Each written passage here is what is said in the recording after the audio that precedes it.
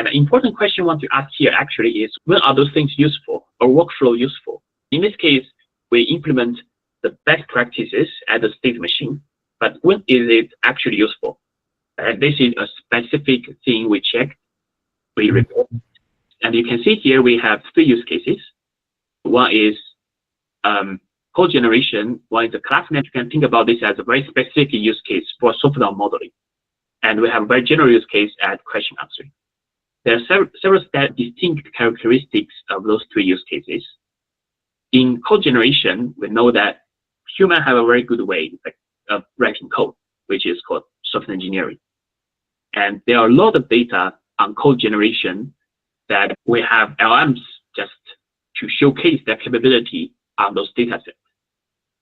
On the other hand, in general, in software modeling, what we have is that we also have a lot of established best human practice on how you can model a system.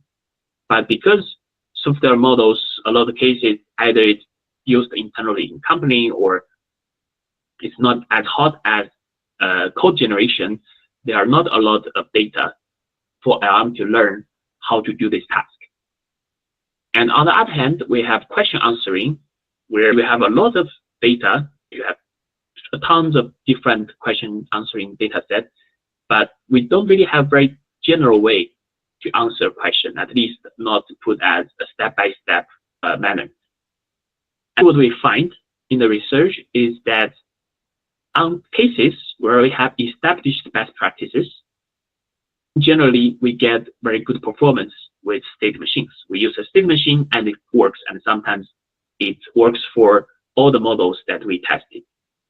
But with tasks where we don't really know what to do, as we guess, we try to play around, like for example, the routing I showed you earlier, it's not always working. Sometimes it's better, sometimes it may even worse than just calling the LM itself.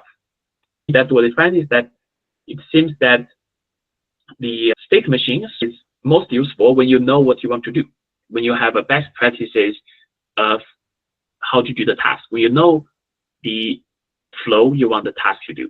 It's not a magic where that you don't know anything, you just want to try your luck.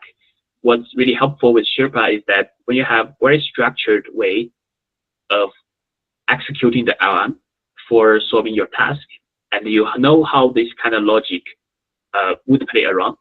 But what you don't know is you don't know a particular decision point, how you want to make to do different when you receive different input.